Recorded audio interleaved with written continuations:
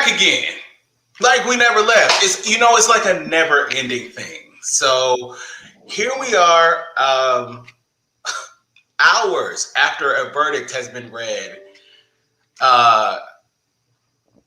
for what some are calling justice for George Floyd, for Derek Chauvin, who was convicted of 2 counts of murder and 1 count of manslaughter. But literally, moments before that verdict was read, a 15-year-old girl was gunned down, shot 4 times by police in Columbus, Ohio.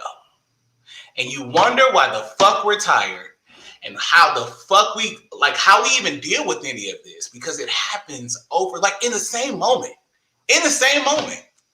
So, there's an aspect of news and we're bringing you the information right now, but there's a lot of pain and there's just a lot of frustration and confusion.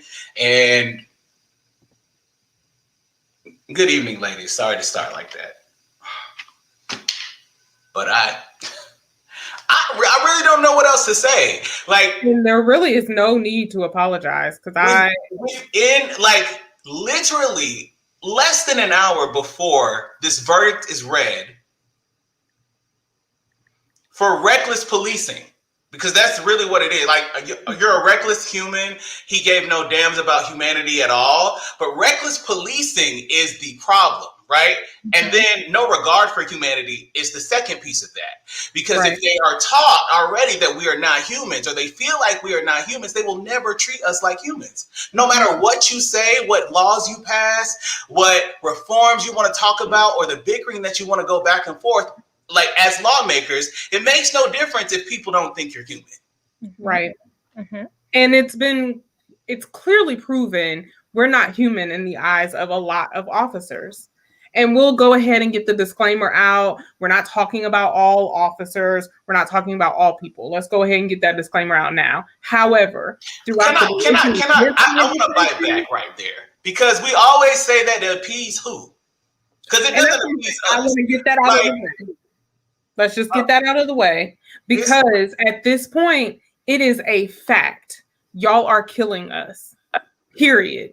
For no reason whatsoever. You've been killing us. It's just been killing us, right? It's happening. What we know about what happened to Ma'Khia Bryant, the body cam footage is available. It's just not been released, right? People are texting me like, "Oh, I can't believe it. I believe it. I believe it." What we do know, we have such limited information here. What we do know is that she called them. Right. So what I can tell you beyond the shadow of a motherfucking doubt is that there's not a black person. I don't even want to call the police. I didn't even know that I had police anxiety until last week. I walk into a train station and they're just there doing their job, monitoring the train. I tensed. I felt my neck tense up. I'm like, I didn't even know that I didn't know it was affecting me like that. But so that's my point. We don't even want to call. But when we do call, I'm telling you, no one's calling you if they want to die. Right. Last Valentine's Day, my neighbors were fighting and it was loud and rough. And I had a moment where I don't know if I should call the police in case they are getting violent with each other, or is it worth the risk because the police are going to show up and someone's going to get hurt? So it was me in that moment, pause, trying to assess the situation to see, is he trying to kill her, or should I bring the police into the situation where they're going to show up and kill somebody? We shouldn't have to wrestle with those decisions at all. At all. No. It's insane. Let's backtrack, with where we are. So people are checked out, right? I understand Black people, the number of people, aside from me working in news, like, Alex, listen, I'm going to just get my updates from you. I can't watch it. No other race goes through the trauma of seeing people that look like them gunned down by peace officers every day. Because after it happens, then it replays and it replays. And, not to say that, you people want to replay it, so that no one wants to really see it or relive it, because it could literally be you in that moment. So we have George Floyd, who's gunned down, not gunned down, he's killed like a barbarian. Like this man killed this man, killed him in cold blood. So he's convicted. But we're not even a good 2 weeks away from Daunte Wright being gunned down by Kim Porter, less than 10 miles away from where the George Floyd trial was. Well, why don't you comply? Okay, like when people do comply, we can talk about Terrence Crutcher. We can literally, I've been doing this. We can talk about Philando Castile. It's like name after name after name. So if you want to talk about I don't know any cases of when they comply. Oh, they comply. But let's in the same week that Daunte Wright is gunned down, we have a white man in his 60s accosted by the police, rams his pickup truck, backs it up and rams it into a police cruiser, while another police officer is hanging from the damn door. What? Just very similar to January 6th. If that had been a black man driving that car, they would have shot the whole damn truck up. And if the officer got hit in the line of fire, that just would have been that. Do you know where that 60-year-old white man is? At home. Wait. He was apprehended safely. Now, there was no, did he comply? Of course. Nah. So, in the same week, right? Daunte Wright, 20 years old. Over what? Over expired. Actually, over an air freshener dangling from the mirror. That then turned into expired tags as the media caught a hold of the story. It changed. But let's pay really close attention to this, because someone posted the original police report or statement that came out from the Minneapolis police when George Floyd was killed. Yes. And it was, first of all, you can look at that and say, well, technically they didn't lie. Technically they did, actually, because it says that a man died from a medical instance or occurrence that happened. It mentioned nothing about Derek Chauvin being on George Floyd's next. Why would it though? Right. So it was very specific. It said no weapon was involved in this incident. Well, no weapon was involved except his knee. So clearly, y'all don't know how to be transparent. I hear a lot of police departments talking about, we have body cams for more transparency. We have this, we have that. We're trying to implement these practices and do this and do that so that we're more transparent with the community and with those who are asking for transparency. But you're still not being transparent, and you're still giving false narratives in your statements. And you're still saying stuff like a young woman was tragically lost her life today. No, Columbus mayor, she was a child, and one of your officers murdered her. Let's be very clear in what the actual narrative is. After she called them for help. Like these narratives have to be completed, and the problem is for so long they've been completed by other, right? Or there's this complication, and all of this kind of works together, right? Everyone wants to be an American. Everyone wants to be unified. Everybody wants to come together and be all peachy and cream, and we want to just put everybody together. And listen, while I'm out here saying that I don't think anybody should be attacked or assaulted or killed by the police when they are unarmed or for any other reason, I don't think anybody should be hated because of who they are or what they look like, whether you're an Asian person, a black person in this country. But I have to say something that's very important. It has to be very clear. The struggle is not the same. While Asians are being attacked, black people are being killed over and over and over again. Am I demeaning what's happening to Asians? Not at all. But what does white supremacy do? It combines us all as if, they can be combined, and the history of what we've done can be erased, right? So we'll just call you people of color. You're all a person of color. No, you're not going to do that. On this land, you're going to call me black because you did what you did to my Black ancestors, right? But now it's not only, right? I learned growing up that you did it to my Black ancestors, didn't think that I was going to be in a civil rights movement of my own, but here I am, 34 years old, and every fucking day I have to talk about another name of another Black person that's dying at the hands of police. And so I don't really have the energy to go talk semantics. I don't have the energy to go back and forth about specifics of, or well, why didn't he comply? Or why do Black people run? Wouldn't you run if you were always under attack? Part of the problem is we have reduced our language to racism, and we don't use words to mean what we're talking about. We don't use xenophobia when we're talking about anti-AAPI hate crimes. We don't use anti-Blackness when we're talking about the hatred that is targeted towards Black people. And when we combine all of that into racism, we lose the nuances of the struggles, the differences, and it strips us of, it disempowers us to have honest conversations. Because you can't even, you're so right. You're so right. You're not even coming from a factual understanding. Right. And the common enemy is white supremacy. Common. Period.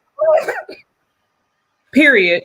And you know what's crazy is, and I know, especially, like, I know lots of white people. I love lots of white people, right? They know when I'm saying the problem is white supremacy, I'm not talking about the problem is you. But the problem is, young white, is that you allow this hatred to permeate your households, your families. You don't say anything to your out-of-pocket uncle. You don't say anything to your out-of-pocket daddy or your out-of-pocket mama or your out-of-pocket whoever, right? While you may believe something, you allow this to be perpetuated. You allow the minuscule thinking and treatment that they apply to people of color to continue. You allow that, right? So we hear it all the time, right? Racism is not a Black people problem, but Black people have to be involved. Racism is not a person of color problem, but you have to be involved. You have to be there at some point to say, this is actually not okay. Or this is where, you've crossed the line. This actually is offensive. For too long, we haven't said anything, and that hasn't helped us. Now, when we say something, they want us to be silent, or they want us to come in a different way. Maxine Waters, I'm under fire for saying be confrontational, as if she said attack. The problem is people specifically are trained to be afraid of more afraid of loud Black people than deadly white people. Yes. Yes. Yes. And I mean that as much, and in that instance, not just the cops. It's the same way that we treat white mass murderers, right? Mm-hmm. With dignity, with understanding. In Georgia, you shoot up a spa, and the officer naturally said he had a bad day. So when that is not checked, right? When it remains and it keeps its grip on people, or we're not forthcoming with the truth, like you were saying, kid, like call it what it is. It's like you can be like, because people are more afraid of being called a racist than actually being racist. They don't mind being racist. They actually love their racism, but please don't call me that. I'm not plenty of Black friends, or, I married a Black woman. Some of the people that have married Black people are blatantly racist and also anti-Black. And it goes unchecked. But I have been saying this all year. I'm going to continue to say it all year and probably for the rest of my life. I don't want your allyship. I want you to be an accomplice. And I get asked all the time, well, what does that look like? It looks like your silence is not golden. Keep your silence. I don't want that. I want you to stand up with me in this fight. I want you to say, not just say Black Lives Matter, but I want you to look at the policies that say that my life doesn't matter. I want you to convict the cops, Derek Chauvin, that are killing us. I want you to say, This is wrong. A child was murdered. And for those who are just joining us who don't know what happened today, a 15-year-old child has been shot in the chest 4 times because she called the police because she was afraid. She called the people who are supposed to protect and serve us, the community, because she was afraid, only to get shot in the chest 4 times. There are alleged reports that she had a knife on her. There are alleged reports that the knife was on the ground, that it wasn't actually in her person. A witness said that the officer never, even if she had the knife in her hand, the officer never said, drop the weapon. That never happened. At any rate, she was 15. She was in Columbus, Ohio, and she was shot and killed by a police officer. Those are the facts. I don't really give a damn about anything else. She was 15 and she was shot in the chest 4 times for no reason. After she called the police for help. After calling the police. The officer did not treat her with the dignity that she deserved. He arrived and did not interact with her as a human being, did not give her any grace or compassion or even attempt to evaluate the situation. He arrived with a bias. And so murdered her because of his bias, not because of anything that she did. He murdered her because of his bias. Once again, in cold blood. Yeah, and I didn't see, at least in the aftermath, in the videos of the aftermath that I have seen, I didn't see anyone trying to deliver any medical assistance to her before the ambulance arrived, because she did not die on scene. She succumbed to her injuries at the hospital. She died from her injuries at the hospital. So I didn't see anyone trying to give her any medical assistance. I didn't see anyone trying to, stop the bleeding. I didn't see anyone trying to do anything, including the officer. So at what point what do we need to do to get it through everyone's heads? We're not saying that someone else's life doesn't matter. We're just trying to say mine matters. You don't have to kill me in the streets. Mine matters. You don't have to kill us for walking. You don't have to kill us for breathing. You don't have to kill us for being in our houses. You don't have to kill us for trying to jog. You don't have to kill us for sitting in our cars. You don't have to kill us for falling asleep in our car when we cannot make it home. You don't have to kill us because my life matters. I don't understand what else we have to do. Spot on. So, in the Columbus area, 2 other Black men have been murdered by police since December. There was Casey Goodson, who had a Subway sandwich standing in the doorway of his house when he was shot. They thought the Subway sandwich was a gun. And then there was Andrew Hill, who was also murdered unarmed by police. So you see, there is something in this is, I hate to say this word, but this is normalized in this area, where police. Well, the Midwest has a real problem right now, right? Because and putting an honest frame of reference out there, Tiff and I talk about this often, right? The misunderstanding with when Ferguson happened and with Michael Brown is that Ferguson sounds like some remote place. Most people don't understand that Ferguson is inside of St. Louis County, which is basically the St. Louis city limits, basically. So, right, this is the major city. Columbus, major Black city. These are cities that people migrated from after slavery was abolished, and they moved their families out of the South, out of Mississippi and out of Louisiana into these places like St. Louis and Chicago and Columbus and Milwaukee. And all of these places have started to, as they've swollen, that racism still permeates the area. I want to talk a minute about the body cam footage that they say that they're going to release for Ma'Khia Bryant. If you're just tuning in, Ma'Khia Bryant, 15 years old, gunned down by a police officer, shot 4 times in the chest after calling the police because she needed help. This shooting happened less than an hour before the Derek Chauvin verdict was read today. So there's some frustration and anger. The story's developing. You're seeing it on small news outlets. We're all about Black people, so our outlets will always report on something like this.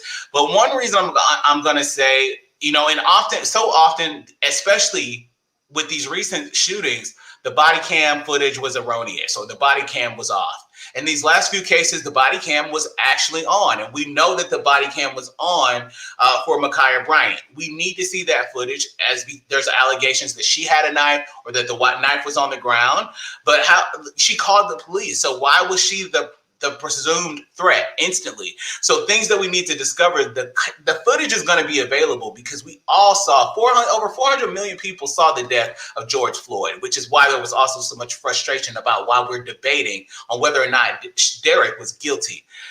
But the body cam footage we did not see until the trial, and it gave us angles that could not be denied. The cell phone footage only showed a certain vantage point.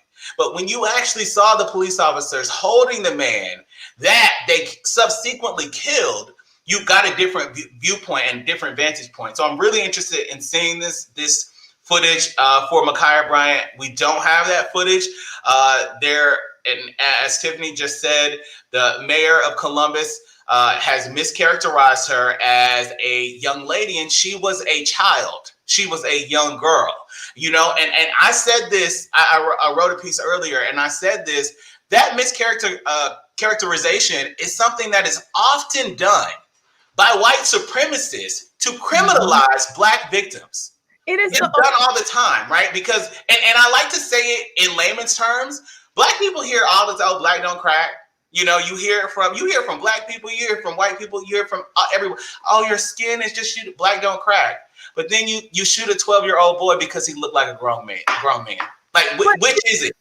It's not characterization. It's the adultification of Black children. We're not allowed to be kids. And I also want to take a moment to say, we do this in our own community too. When we tell little boys they're the man of the house, or when we tell little girls don't be fast or to do this. Stop being fast. We internalize this as well. We have to give our kids permission to be kids, and we have to expect that systems also give them permission to be kids and to make mistakes and to not be murdered because of mistakes or miscommunications that they're having with adults.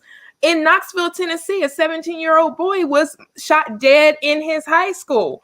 And apparently by the police. Talk about it. Who said that he shot them, but the bullet that came out of the police officer did not come from any gun that this. We're actively investigating that right now, just because we never got the facts. Right. And they don't want to release body cam footage from that, implying that the officer shot himself and then shot this boy. Well, they initially said that it was also under control and nothing. I had never seen a statement like that, which gave me so much pause, because in Knoxville, when that shooting was announced last week, there was an all clear given by the district that basically said there is not a presumed threat. There is not an active threat at all. Things are under control. They did not say that this Black boy was shot by the police, which he in fact was.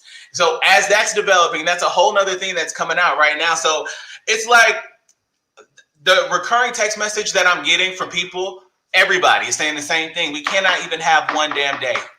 Not one. Not even an hour. Like, not even a sliver of relief. Not even.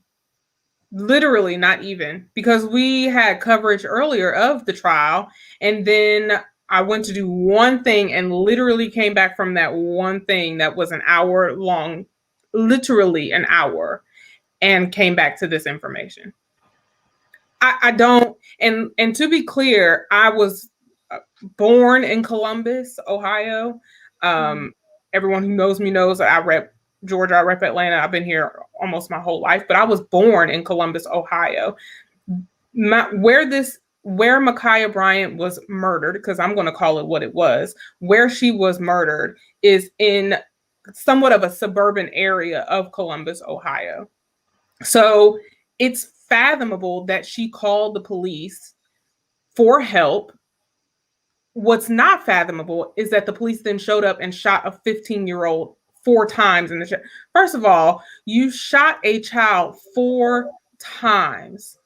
What type of knife did you think she had? What type of threat? Like, did you think she had a machete? Like, what did you think was going on that you had to shoot her 4 times? I also don't understand why the training policies have not changed in these police departments so far to say you shoot to disarm, not to kill. Stop training these officers to shoot to kill. That's not okay.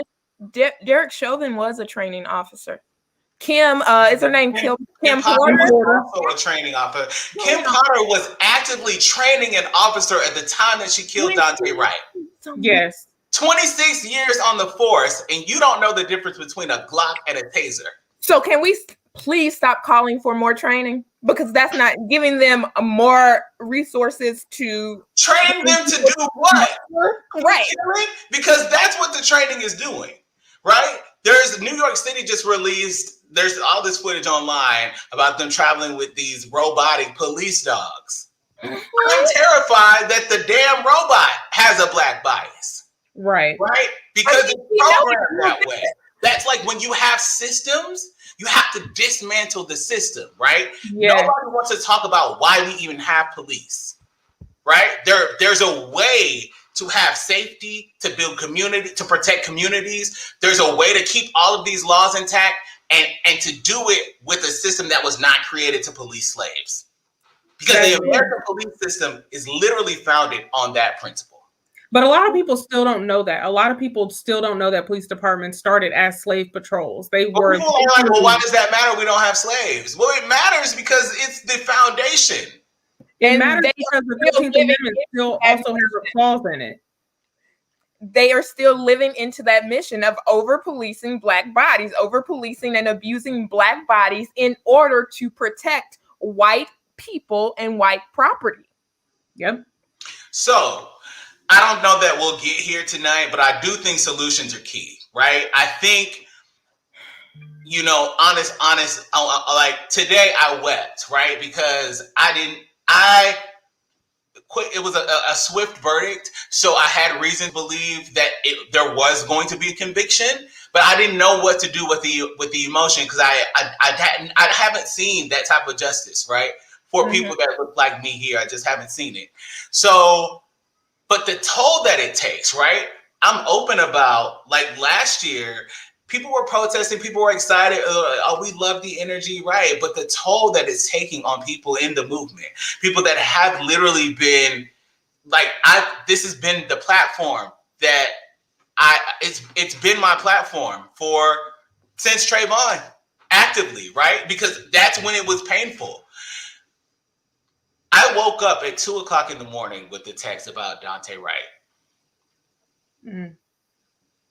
Could not move. Like it was like a crippling, not another name. Like right now, and because it's not just a name. It's a whole life. A whole living, breathing, moving, thinking, able, contributing citizen, right? A full person. And so even we saw it in the trial, like, oh, that's the American system. That's the defense. So we're putting George on trial while he's 6 feet under, really? The defense, that's okay that we dehumanize him after he was killed in cold blood? We're good with that system? Because the problem is, right, and yes, like, I celebrate small victories. I do. I think that today was monumental because we had to see it, right? The confidence doesn't exist. It's not just in little Black boys. It's not just little Black girls. It's Black seniors.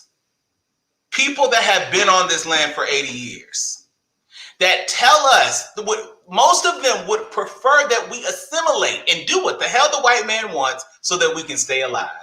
Because it's always been that way. But a lot of us aren't built that way, right? We can't do that. We can't, and Kia, you're so good about this. What training? What training is going to help? So I want to start with like what people watching can do.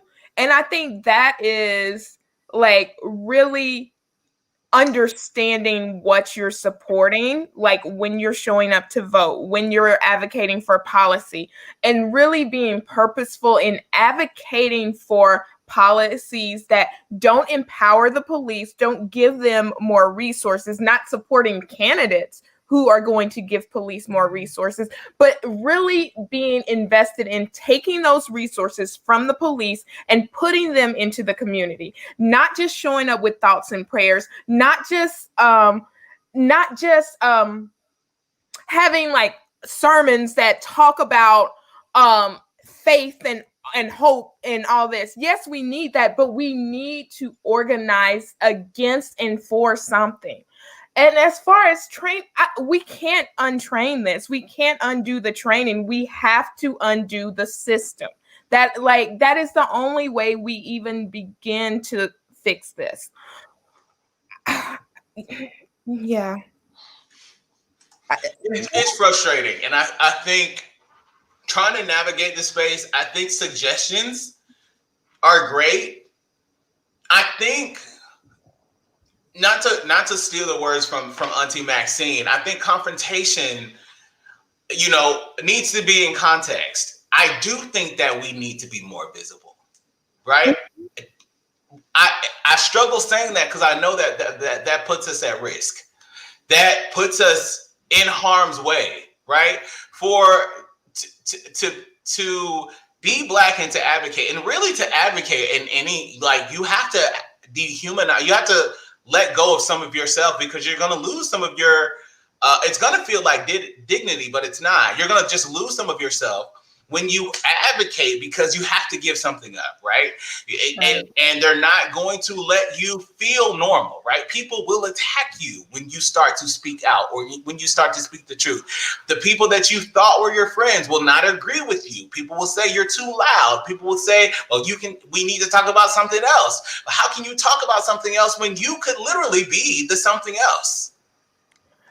And here's the thing, even when we talk about advocating for ourselves, states are actively passing anti-protest bills. Florida's governor signed one into law last night before, that basically says that if you kill someone who is protesting, then there are no civil penalties against you. Like a group of 3 people or more, is what falls under their definition of a riot. Ohio, state capital, is actively pushing a similar legislation through the books. And just like we've seen all these voting suppression laws go into effect in these different state capitals, just like we've seen all this anti-trans legislation going through these GOP-led state capitals, this anti-protest bill is going to be doing the same thing. So not only are they stripping us from our dignity just to live our lives, but they are also criminalizing our ability to fight back through the systems that are through our democratic systems and things that the Constitution ideally gives us the right to vote, to free speech, to show up and protest. They are stripping us from everything so that we can just be at their whim. The key to it is in plain sight. Literally. Right? It's all happening. Literally. So and the expectation is, because we have a saying in our community, like, don't play in my face. Don't play in my face. But the government is actively playing in the face. Politicians are actively playing in the faces of American citizens, because these laws, over 100 bills were submitted. Anti-voting bills were submitted the February after Joe Biden was elected president. Over 100 bills. That means that these places, after we had the most secure election ever in history, were upset about the results because they didn't get their way. So instead of changing their policies or how they reach out to the community or sway you into believing their way, they're just going to change the laws to make it more difficult for you to vote. Right. And so I think as they strip those laws, your point on, they're stripping your liberties. Florida literally passed if you're convicted, you can be convicted for protesting. If you're convicted for protesting, you lose all of these crazy ass rights when it's legally, it's lawful to protest. But even when we get to our protesting, is problematic, because just like day in and day out, people misconstrue and misstate and misappropriate the words of Dr. King, for example. He was a nonviolent protester. all in all, in America, we like to say, oh, King was for peaceful protests. No, he was for nonviolent protests. They're not the same. There's a difference. It's not the same. There's a difference. So I think, they want you to believe that King wanted you to be peaceful, which in the words, he was nonviolent. The greatest example for people, because they usually can't connect the dots, and I'm not going to say that's kind of shady. I'll say this.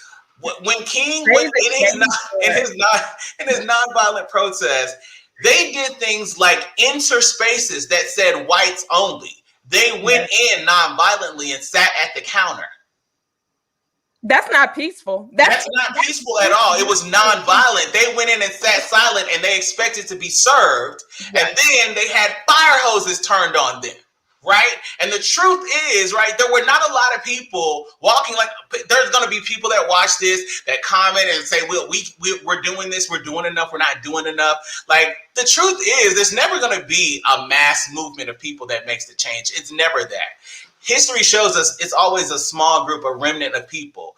The civil rights movement was not all these masses of people. Yes, there were massive marches that people come to, just like they did last year. Right? And they will come. They will come out in the marches, and then they will stay silent. They will be internet bullies. They will get on the internet and say a bunch of big shit, but they're not going to call their congressman. They're not going to show up at the civic meetings in their city or their state. And that's where it matters. The truth of the matter is, we all benefit from the civil rights movement, even though it was a small group of people. 9 times out of 10, your people weren't in that movement, but they benefited from it. And so if this hits you, it's because it's not going to hit everybody. You have to start doing something. You have to choose to make the change. You have to go out and put some effort in. And it's just go a step further in that Google search, right? Open another tab, stop tweeting for a second, and look up city council meeting and see when your next one is and show your ass up. There's a Zoom link, most likely. Show up. Say something. You live there. You pay to be here. They don't want you to believe that. They don't want you to know that you have the right to say that's what free country means. But if we don't say anything, that we will be out of here, because there is an active attack on Black life. And that you can take that to the bank. It is organized power that brings about change. And until we commit to organizing and doing the work, we will not get the change that we need to survive, for our kids to survive. In Columbus, they have been trying to defund the police and fire the police chief for entire of last year. So this is there are people on the ground in these communities doing the work. Join up with them to increase their ability to get things done to protect Black lives. Absolutely. And not just that, I say all the time, stay in your representatives' faces. And not just that, don't look at just the little summary of bills and legislative changes that they're trying to make and push through in big elections and small elections. Y'all know me, I will sit and read all the fine print. For example, Georgia tried to pass a qualified immunity change in the legislation last year. It looked really good in the forefront of the summary, but when you get down to the bottom, it still protected officers from being convicted of murdering unarmed people. It still gave them protections in the fine print down in the deep paragraphs of the legislation that was being proposed. Minnesota is now trying to propose, as Alex mentioned, legislation to, if you are convicted as a protester, they're trying to propose legislation that will revoke student loans and food stamps and other benefits. You cannot do that, especially if you get involved. Sign up for your city, your county, your state newsletters, your meeting invitations and notifications. Look for a local organization that you can become a part of. Write letters, send emails, call. If your government office, depending on what state you're in, if your government capital office or your representative's office is open, get your mask and go sit your ass right in front of their face and say, you cannot do this. Here are my stances on these policies that are being proposed. Get the legislative calendar. It is public knowledge. It is available to you as a citizen. Get what is on that legislative calendar and figure out what the hell is going on, what you can get organized in your community with your family, your friends, and blow these people's phones up. We elect the people that are in these offices. And some of these people got to get the hell out, if we can just be honest. Some of these people been in these offices for 40, 50, 60 years, and your community looks the same. Get them the hell out. Run yourself if you have to. It does not take, I promise you, it does not take as much to run for office in your community as you think it does. Well, I'll say this, right? It is work that has to be done. And the more that we start showing up, the madder they will get. You know, I have a regular guest on my show, Dr. West, and she says regularly, Haynes, is no way that white people are ever given up privilege. To that point, she means peaceful protests, violent protests, they not like, you're going to have to show up for that change. It's not just going to happen. I think one of the major things that we all have to consider, because we're not in an easy time, but we have the ability to really do this. I would encourage you, and this is me, right? I have to think literal, and I think like as mad as you get when Comcast, your internet is shut off for 30 minutes and you call the cable company or the internet company, like, I want a credit for a whole month. You inconvenienced me. I was working. My kids had to do their schoolwork. The way that you go off like that on a customer service representative that can't turn your internet back on at the time, that's the way you need to be upset with your lawmakers that are representing you or misrepresenting you. That's the way that you have to go in on them, not just by email, not by being an internet bully, but literally write a letter or show up to your local representative's office, right? When Maxine Waters says be confrontational, no, don't go fight them, but show up, show them like they don't know that you mean business until you show up and show them that you mean business. So many people are just tuning in now, and people are still learning and hearing about what happened with Ma'Khia Bryant in Ohio. If you were just tuning in right now, Ma'Khia Bryant was a 15-year-old girl who was shot 4 times by police officers in Columbus, Ohio, after she called them for help. This shooting happened less than an hour before the verdict was released. Again, the guilty verdict was released against Derek Chauvin in his charges of 2 counts of murder and 1 count of manslaughter in the death of George Floyd. Right. So as our communities are starting to grapple with the fact that at least we've got a semblance of justice, right? It's not justice. And I struggle with this because it's like we talk to people that don't live in this community and they're like, well, at least hopefully we get justice. No, the justice is life, right?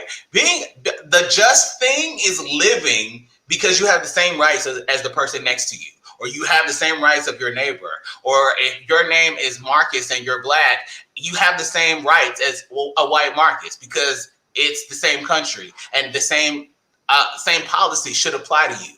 So it's not justice, when there's a settlement and the family gets $30 million. That's not justice, right? It's not justice when we get a guilty verdict and this man goes to jail and 9 times out of 10, they don't even do the sentence. They just kill themselves, right? I don't know what's going to happen with Chauvin. I really don't give a damn. But that's literally the reality. It's not justice. I don't think about him at all. I didn't think about him before. We're not moved by that. We're moved like when you stop. Did y'all see the thread of the Black girl on Twitter who was saying that she hopes Chauvin finds Jesus and gets saved because she's worried about his soul and knows that he must feel some kind of way because the whole world hates him, and that is really sticking with her?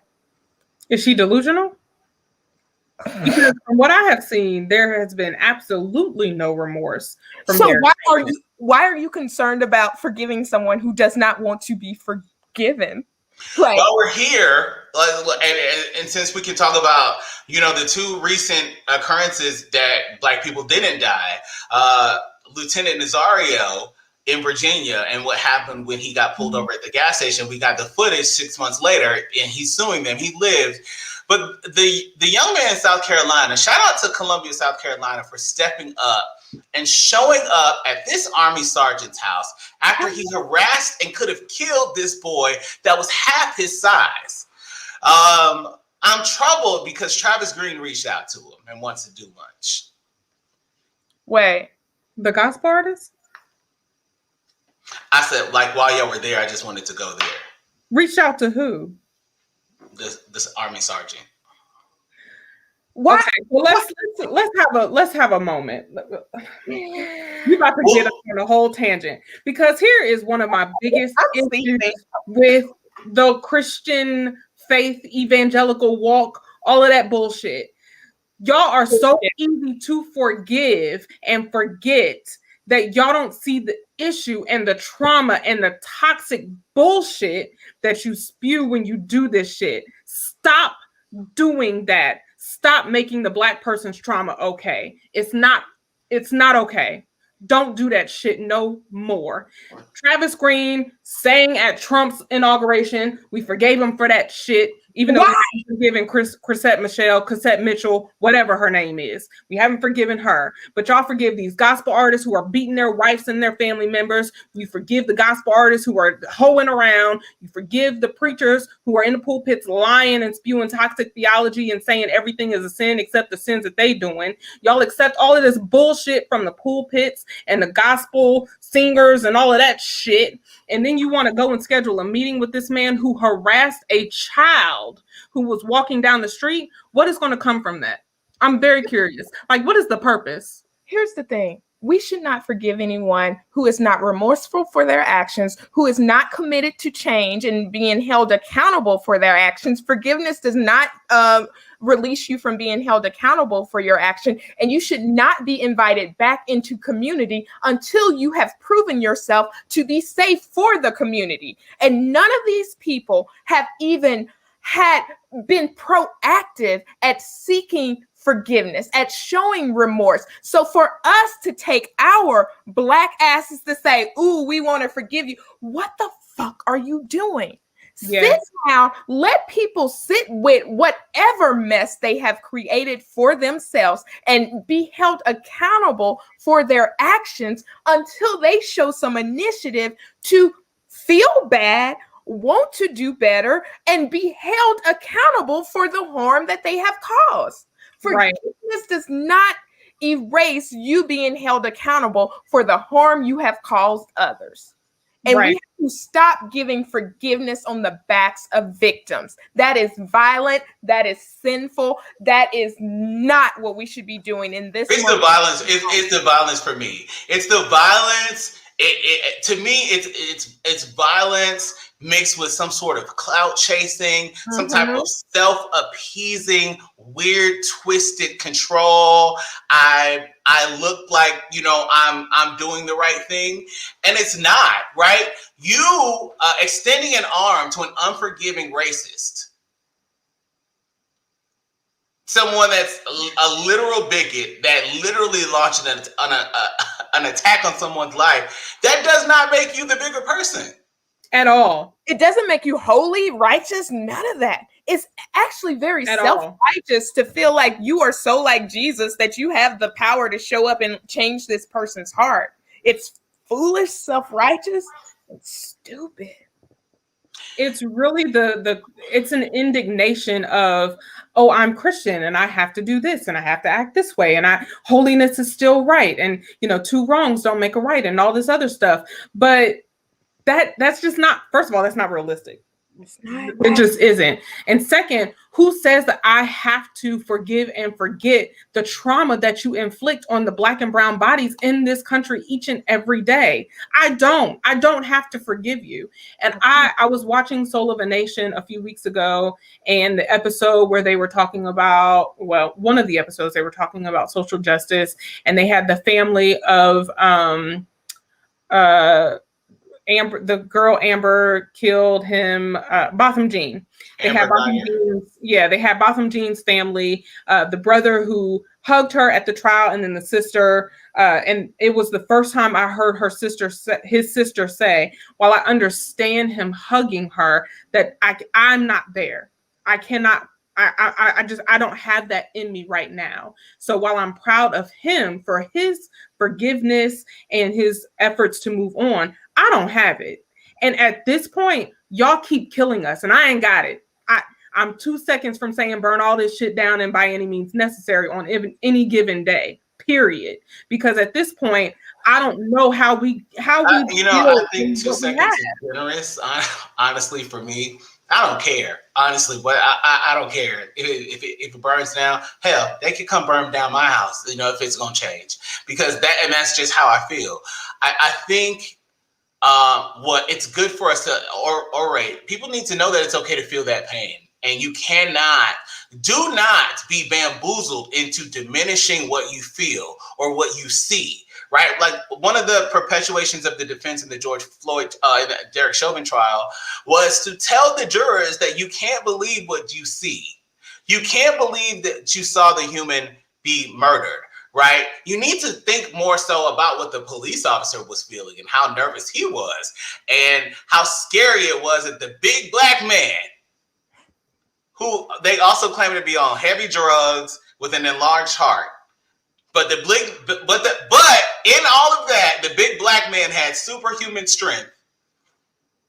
And the loud crowd on the side that was yelling, "Don't kill him, stop killing him, take your knee off their neck," they were scary and big and bad. And the big police officer with his gun and his taser was scared for his life, so he kept his knee on George Floyd's neck, right? So don't be bamboozled into seeing that with your own eye, because you have to believe that the safety of our officers is the top priority.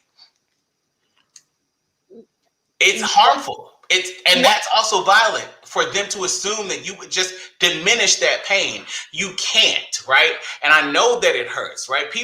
I saw a post this morning, a friend of mine, and she just talks about people don't know, the moments that I step away and just cry in the closet, right?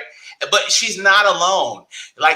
Because we don't talk to each other, some of us don't even know that we're feeling this. But if you talk to your friends, if you talk to your family, if you talk to your kid, you may find out that kid is not processing it as quickly as it appears, right? That he's not just over it because it happened on another day, right? The goal is to make us numb to it so that we we eventually don't care about it.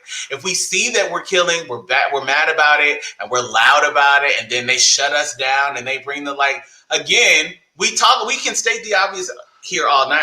I don't want to do that, but the National Guard was in Minneapolis in moments after Daunte Wright became national news. But for an overtake of the United States government, we couldn't get any resources. And now half of the country doesn't even feel like those people were violent, even though, again, we all saw it with our own eyes. So we kind of live in this society that it's like, you have to speak up. You have to go the extra mile. You have to go there, because you waiting on, and I don't know if it's the climate. I don't know if it's just what it is. I've had the dream 3 times that I wake up, but I'm not, I'm actually dead, and I'm watching the world as I'm the hashtag. Oh. Alex. And I'm watching it. I had that dream 3 times in the last 7 days. And I'm every time I wake up, first of all, you don't want to think like that. I don't think like that. But that's the reality of the trauma that we live through each and every day. And it really is. I'm trying to find even more ways for self-care in doing this work, honestly, because I don't have time to go to a closet and cry anymore. I just have to cry out loud. I just have to cry when I'm trying to brush my teeth to get ready for the day. It just comes out when I'm driving my car. And like you said earlier, Alex, I tense up because a police car passes by me. But see, even those 2 things, right? I've never even said I haven't had. Look at me stuttering. I haven't had a need to share my tense up. I haven't said that to anyone. I haven't literally. And then even those dreams, this is the first time I'm thinking about them. Because now there's Micaiah. But I've been having the dream since Daunte, because that when I heard that news, it was 2 a.m. I literally was up like this, I can't, I can process it, but I can't really fathom, how many more of these names I can actually take, right? Yeah. Because to the world, to us in the media, to newspapers and to blogs and publications, they become hashtags. To even for people, there are plenty of activists that are doing the work because they want to do the work. But also for some really crafty, cunning people, these names become books for them.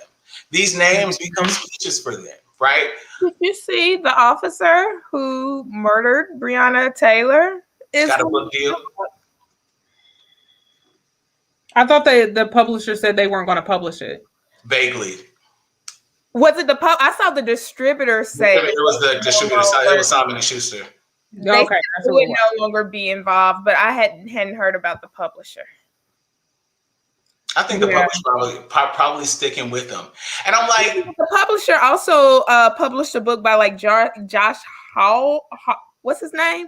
The congressman who was part of the insurrection. Yes. That's the same people, and they pulled back too. I think Simon and Schuster pulled back on distributing that as well. I think this, right? We live in this climate where it's clearly someone said to me over the weekend, we might be in the beginning, or did I say that? We might be in the beginning of a civil war and not really know. I think we said that last year too. And I think, this could be documented as a war. There are constant battles going on. But, there are people that see it. But Tiff, your point was so poignant. Do not just be an ally. Come be an accomplice. Yep. Right? Mm-hmm. Just like it hurts us to talk about it, I know it hurts to say, yeah, sometimes, I listen to my family and the conversations about how they think about Black people are fucked up, and I don't say anything because I just think that that's how they are. Well, that's how they're going to be until you disrupt that. That's what being disruptive means. That's the type of confrontation that you want. That's the good trouble that John Lewis talked about.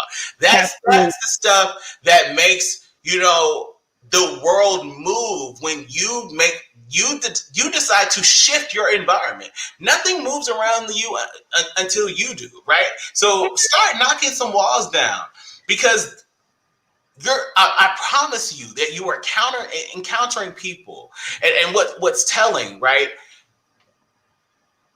We're always grouped into one, right? You hear it in politics, you hear it in reference in pop culture, the blacks, like we are a monolith and we are one.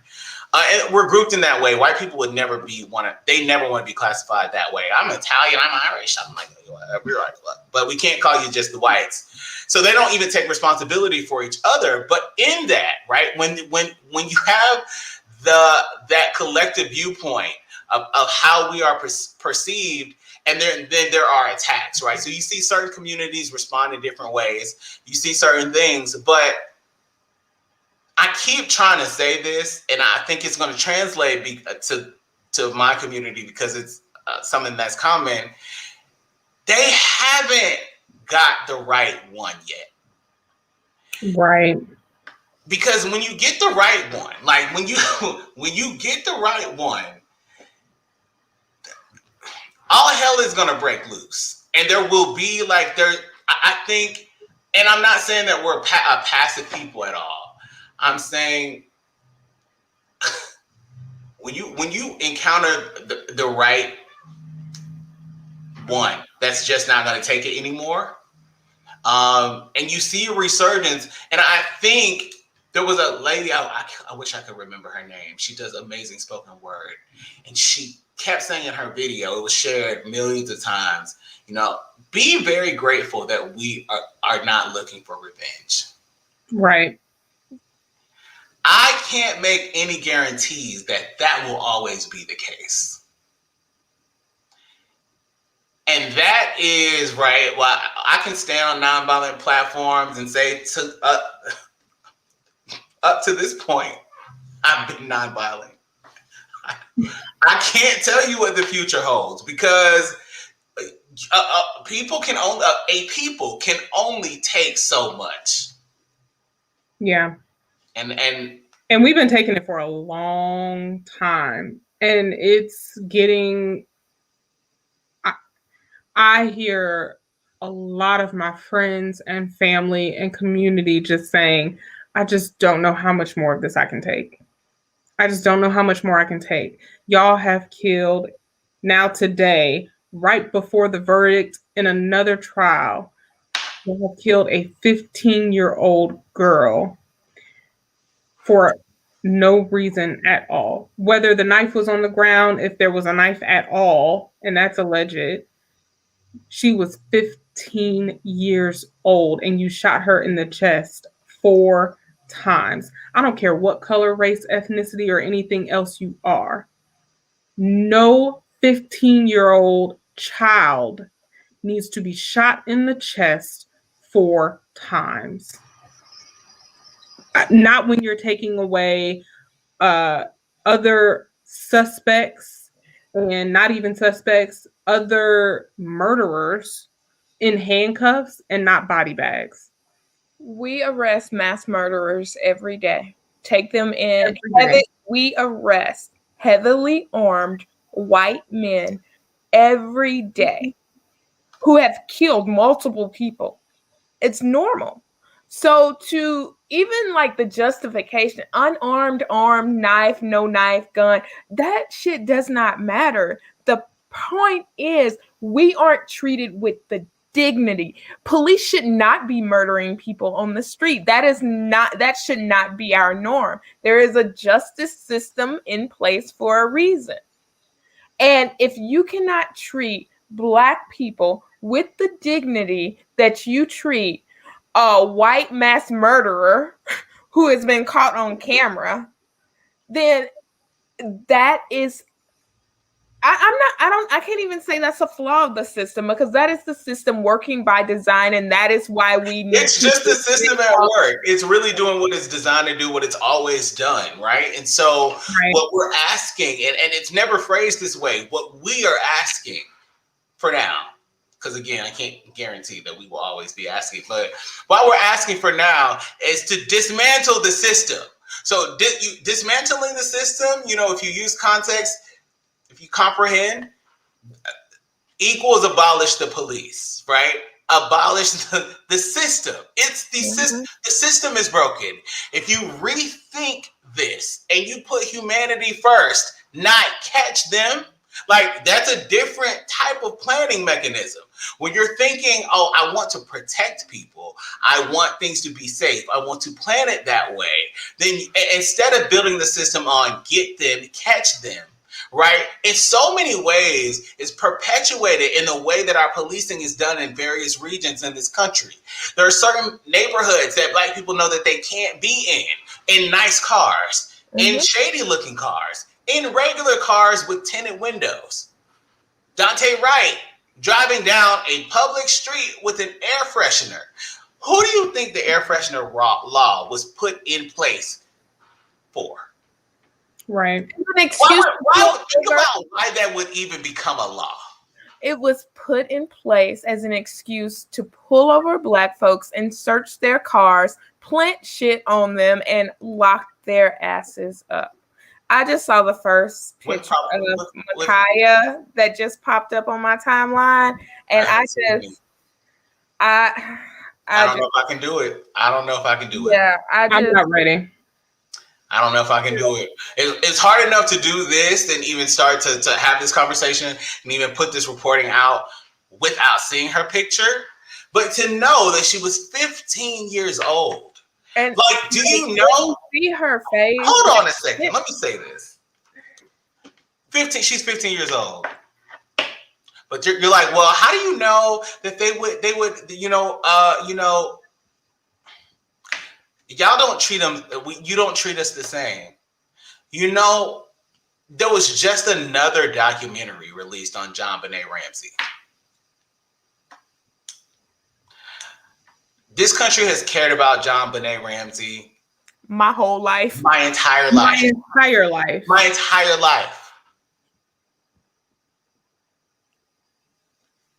Point made. At what point truly will our lives matter? At what point do we stop looking like the slaves that were being captured by the slave patrols, the original route of police departments. At what point do we look at the clause that's within the 13th Amendment and stop criminalizing and making children be young women in our descriptions? Mm-hmm. Like, at what point do we call a thing and say, we have a problem and we should address that problem? And the problem is the system. And the problem is that the system is working as designed. And the problem is that that system is racist. The problem is that that system is oppressive. The problem is that that system is unjust. The problem is that that system is inequitable. Like, at what point do we really take a hard look at the history that we're teaching in our school systems and say, that's not exactly how that happened. Christopher Columbus didn't just sail the ocean blue and discover land. He actually murdered and pillaged people and lands that he just kind of happened upon because he was lost.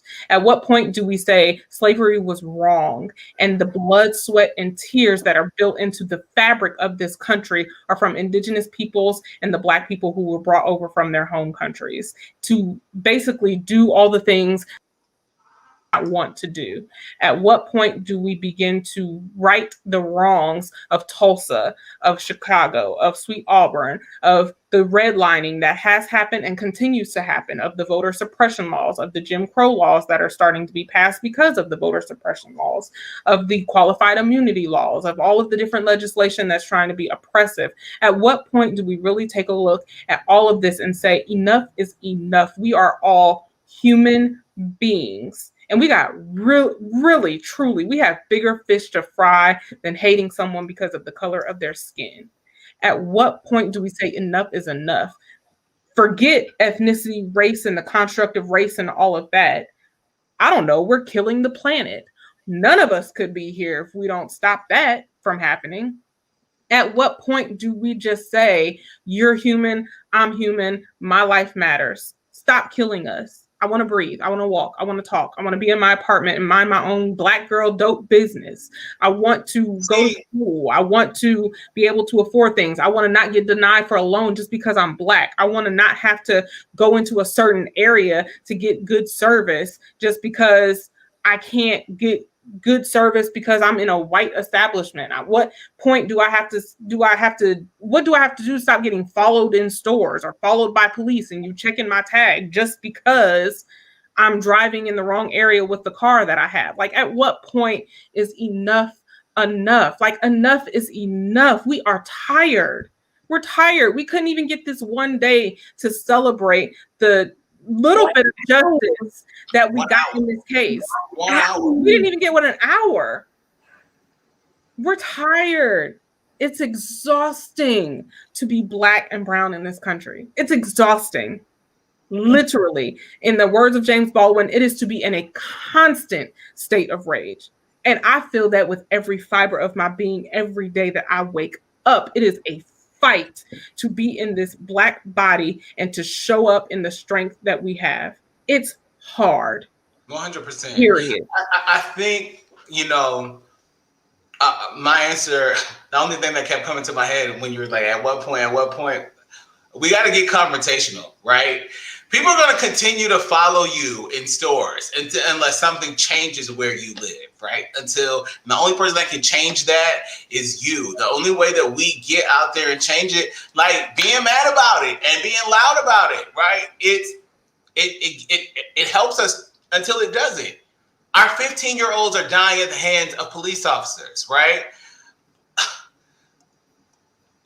Mm-hmm. This man, like Amber Geiger, killed that man. She walked into his apartment, killed him, rendered him no aid. None. And we're so stuck on forgiveness. His brother hugged her, and the judge hugged her and gave her a Bible. And you know what? Here's the thing. Brother, whatever. I don't care about the brother hugging her. That is his own personal relationship between him and God and his own peace, whatever. But for a judge to do that, for someone who represents a system that is supposed to be built on justice and accountability, to do that is it shows how flawed and broken the system is, and it shows that it does not work. Even when someone is convicted, the system does not work in a way that validates Black life and holds white people fully accountable for the harm that they cause Black people. You know, and accountability is the name of the game. They don't like it. And the thing is, going back to my statement on playing in your face, literally the type of, I'm so sick of the word gaslighting, but the type of gaslighting that goes on in our Congress by our elected officials that will literally tell you that there was no violence at the Capitol, or I don't see any racial disparities. I don't see any inequality in our country. It's the best country in the world. No, it's not even like we're not even on a quest to be the best anymore.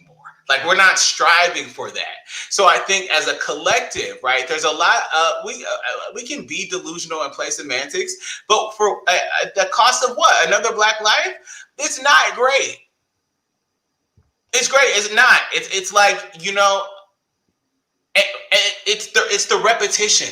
It's the repetition. It's the constant need or constant pain that we have to feel when this happens over and over again. And so I think we're all going to struggle with Ma'Khia Bryant. Mm-hmm. Yeah. I don't know. Like, and I think part of this, the media power is very, very powerful. So, the story of Ma'Khia is probably going to make its way into news cycles in the morning. A lot of people are going to wake up with this. They're going to wake up with either this video, they're going to wake up with their morning show, or, a morning news show. And they're going to see that another Black person was gunned down by police and it's investigating. There's going to be the color that she should have complied. She shouldn't have had a knife. But she called the police, right? So they try to steer us away from the facts immediately, but she called the police, right? And we have to keep that at the forefront. She should not have died for calling the police at no cost, right? I don't care. Like, y'all, it's not.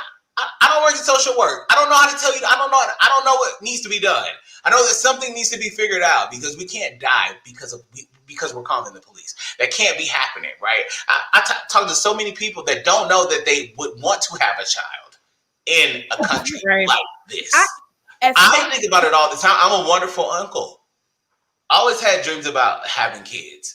But honestly, people are like, well, it's not that bad. Like, you could say that in a way that I'm immersed in it. I spend my days reporting on it. But no, it's way too dangerous, right? I don't have any sound mind that this is a safe place that I would want to bring a life that I'm responsible for. Hell, most of the time I don't even know, right? I'm 34 years old, experiencing weird freakouts by standing next to the police. Something that anxiety that I should not have. I'm not afraid of the police, or am I? Right. And I think we're in that constant state because it's constantly happening. And, there's usually an acquittal. So they want to call it justice. But yeah, OK, something happened to him. As far we still lost a life. Right. A family lost a son. A daughter lost a father.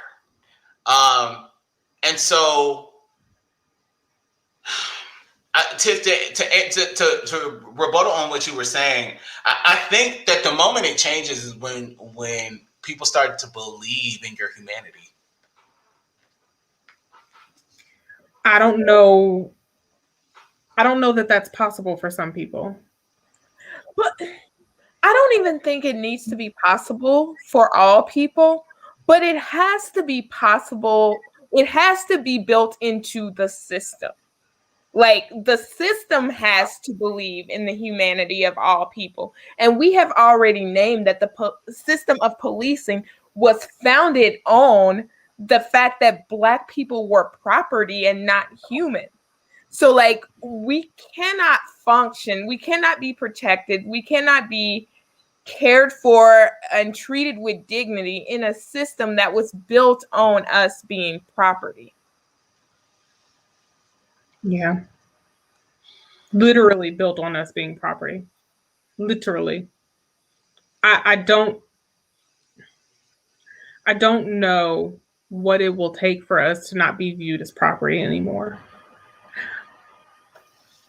I'm also the work towards not being viewed in that light anymore is exhausting, especially when we don't even have an hour to celebrate a just conviction. I I really don't know. I'm going to be honest. I'm at a loss because it's not enough to say I'm not racist. Like it takes action, and words put together to be anti-racist. And it takes legislation and community, and we've been working at this thing a long time. One of my relatives told me the other day, I'm basically not basically, I am fighting some of the same fights that he did. And those were his words. And to hear the disgust and sadness, frustration, and every other emotion in his voice it was heartbreaking, because I have heard the stories that he went through to try and make it better circumstances for me, and for me to not live in the circumstances that I think he and so many others envisioned for the generations to come, is so disheartening, and it's so sad. And it's like you want to be sad and you want to have time to be sad, but then you're so angry because just like, what do we have to do for you to recognize our humanity? I bleed just like you. And at what point does that matter? I don't understand. I think this work and the conversation has to continue, and there's some of us that have the capacity to do it, and will have to do it. And I think getting through it, I think coming to these conversations, and Kia, you alluded to this earlier, with transparency and honesty and truth, right? Even when we're having the conversation amongst each other, right? And I'm not insinuating that amongst us three that usually never happens, right? It's really raw. But I think that not enough of that is happening, and especially because, our corporations are now opening the door. Let's have the conversation. No, y'all don't really want to have the conversation. You don't. And so, we also don't feel comfortable. So we're only going to say enough to let you can just confirm what you already know. Right. So when you say it, we'll confirm it. But you're not going to find us in your workplace knowing that we still are getting paid less. We're not going to see equality. And now that you have a diversity and inclusion VP, they just get to sit at the table, but they don't really comment on anything. They don't make any decisions. They don't influence anything. So nothing really changed. Right. So we're not going to, in those spaces, we're not going to say, hey, Sally, when you tell a Black person that they speak well, it's passive aggressive, it's racist, and it's rude. But I'm not going to say that to you, Patty. I'm just going to let you say, oh, Maurice speaks so well. Where did you grow up? And I think, those, but we're not going to, I'm sorry, Kia, I just want to finish it. We're not going to have those conversations because the environments still aren't safe. They're still not safe. And so I think having those conversations where we have them, that's where I'm a little lost, right? When we say, Black racism isn't a Black people problem, because it's not. We did not start it. We do not perpetuate it. We're just victims of it. But where our part comes in, it may be having those, in extending the olive branch to have some of those conversations in safe spaces, not necessarily in the workplace. And how you extend yourself to people that you don't feel safe around, I don't know. And this is where it's kind of, I report the news. I'm not your counselor. So I can only give you what I got. But I think it's going to be the intersection. That's where we're going to find that spot. Where it's 420. It is 420, and there are still many people in jail serving sentences for something that is now $1 billion industry. Well, release them all, legalize marijuana, and expunge their records immediately. Immediately. And also give Black people access to the legal weed industry. Ben and Jerry's has this not for these extreme prices, right? For these extreme license fees. Start there. Ben and Jerry's has a great graphic on their Instagram page, and I think this is off the top of my head. They did. I'm wrong. It's like 8.5% of the people in the industry are Black people. And when you look at the people who are locked up in prison for nonviolent drug offenses, it is mostly Black and brown people, and that should not be the case. We should also not be barring people who were locked up for drug cases from entering the legal marijuana industry. Right. I don't understand.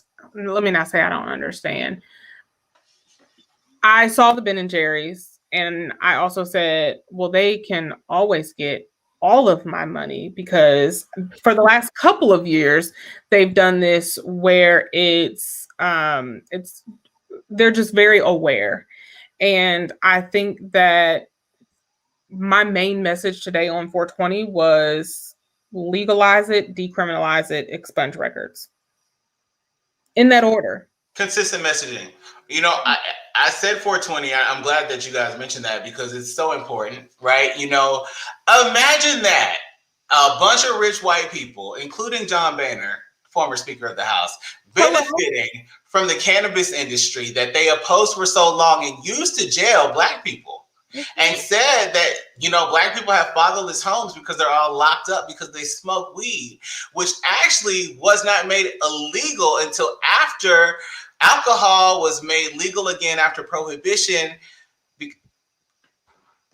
That's a whole other stream. I got a podcast on that out there somewhere, the whole history. But I said 420 because we're this early in the year, and I know that we will be back here with another name.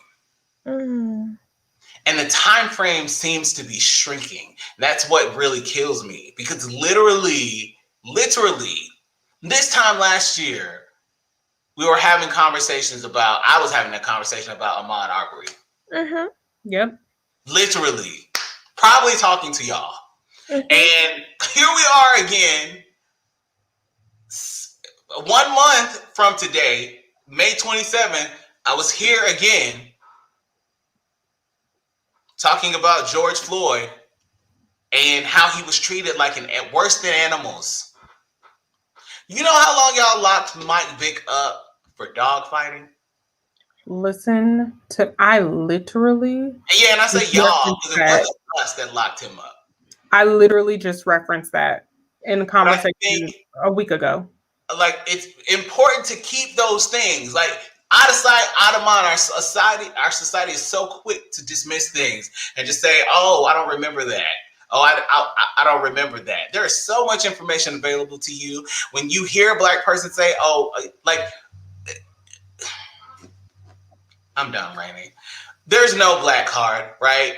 It's just things are the way that they are. But instead of researching it or doing what you feel as natural, you want to look for something like they want to go tit for tat. You want to look for an example in a haystack that a white person that was gunned down by police officers that it didn't get a lot of publicity. Like, you want to find me one example, or you want to find me one time that white. Like, stop doing that. Talk to a Black person instead of making an assumption. Talk to them. Stop reading propaganda, right? Nobody's against you.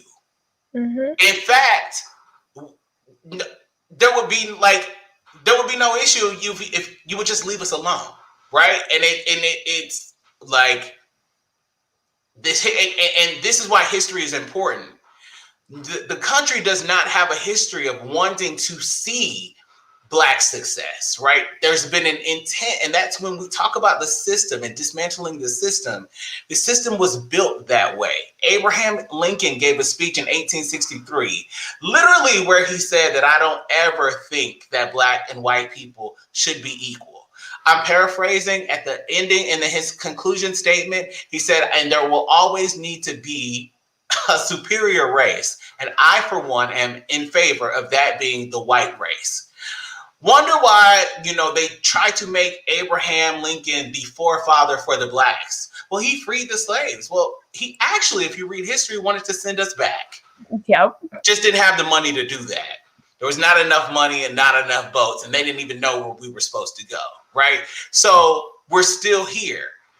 But as you know, you made things separate but equal. Whites only, Blacks only.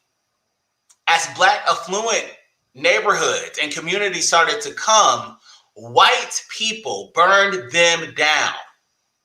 And this is when I say you just don't want to leave us alone, right? There's a history of that in this country. When you couldn't control, because these Black affluent neighborhoods kept popping up and these communities kept popping up, when you couldn't control them and you couldn't kill them anymore, then you said, you know what, we're not going to be separate but equal anymore. We're going to bring everything together. So we're going to desegregate it and say that we're combating racism by bringing them together. But when you did that, you put us in ghettos. You denied our bank loans. You denied us our humanity. And then you opened the country up for immigration, offering all of the immigrants from the world to come in and be above Black people. This is the country, right, that we're asking for equality in and freedom in. And all of this ties into the way that our policing is trained to treat the Black body as other, right? Doesn't get the human treatment. And that's why we have hashtags. That's why we're talking about Ma'Khia Bryant, 15 years old, shot 4 times in the chest after calling the police for help. There's going to be plenty of facts that come out about this. People are going to talk about this. It's going to be but the main thing that you need to know is that she called the police. She has been identified by her family. She called for help. She's dead. A 15-year-old. Later, Derek Chauvin got sentenced. Go ahead, Kia. I'm sorry. No, I was just saying a 15-year-old child. 15 years old. Like when I think about what I was doing at 15, just like truly a kid. A child. Going to the skating ring, walking around the mall, like sure we got into arguments with other people and thought we were big, bad, and grown, but we were kids doing kid things. We were still on 3-way with our friends, and like not wanting to get off the phone when we were in the shower. Had cordless phone. I'm old. Listen, had cordless phone. Well, I mean, but not too much, right? People were picking up the phone and disconnecting AOL, right? And knocking us off the internet, and our away messages were going away, right? We didn't even dream of text messaging at the time, but we had instant messaging. We had webcams that were very pixelated. Very pixelated. We just wanted to be with our friends, and sometimes we fought with our friends or whatnot. Like we used to fight in Burger King parking lot or whatnot. But like none of that is cause for you to be murdered. None of that. And it never will be. None of that is unforgivable. None of that should cost you your future, and it definitely shouldn't cost you your life. Like we're talking kids trying to figure out the world, like just living and learning and growing and just being. Yeah. It's rough. It's rough. We'll continue to follow this story. Obviously, we'll have more developments tomorrow. My recommendation, of course, you can download the Black News Alerts app in your app store for the latest on the Black community and just Black news coverage.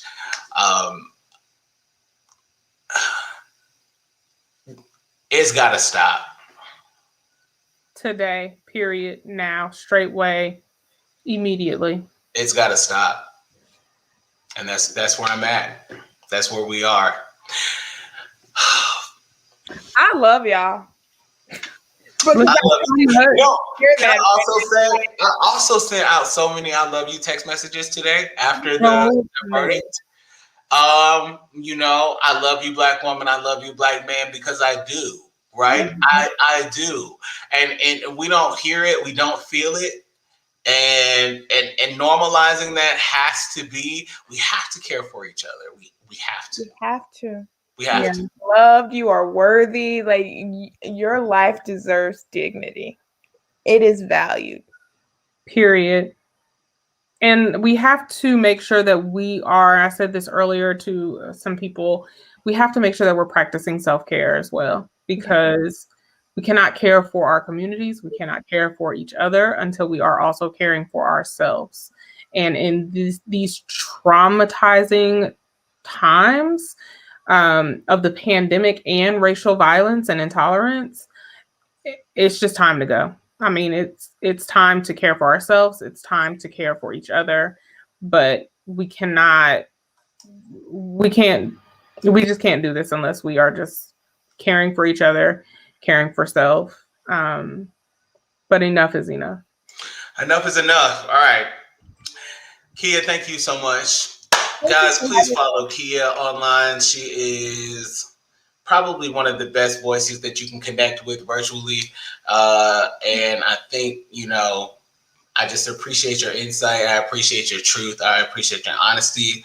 I appreciate your consistency because, thank you. You know, and I can actually say at this point, I've been knowing you for a long time. A long time. I feel like we were different people. We were totally different people. I don't know that. I mean, there was some activist in me, but it was not. It was not this type of activism. Yeah, it wasn't there. It wasn't there. And I do think, you know, I think all things work together. I do believe that. So I think, you know, we take things and we're our approach is important. But again, the destiny wasn't for us to know, right? So we didn't know. Who knew that we? I swear I didn't know I was going to be having this conversation 2 years ago. Wasn't on my radar at all. But now we have to have it over and over and over again. Kia speaks on Twitter, and Kia speaks on everything. Yeah. I'm Alex Unmuted on everything. And just shameless plug. My show, Unmuted Nation, comes back to the air on May 3rd. A lot of this. Nice. And Tiffanie. Oh, yes. I'm sorry. I'm Tiff Lanelle. So you can find me everywhere at Tiff Lanelle, Instagram, Twitter. That's it. That's it. All right. Again, blacknewsalerts.com. Download the app. The BossFM app is great as well. And we always cover stuff like this. So if this was interesting to you, share this, comment, like, wherever you're listening. It's in so many places. I just like it, please, and then share it, and then do that. And we'll holla. Good night. Good night.